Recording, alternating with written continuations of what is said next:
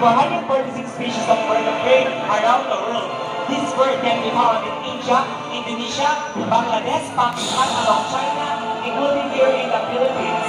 And they are locally known as Lawin or Badog in the Visayas region. As you can see, we have our homing pigeons.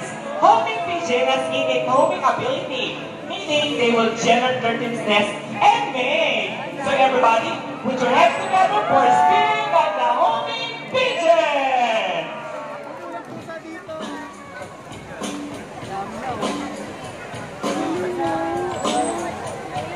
Okay guys, here we believe that there is hope.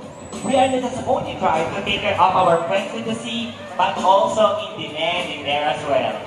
So guys, who knows the 3 R's of the proper waste disposal? And what are those?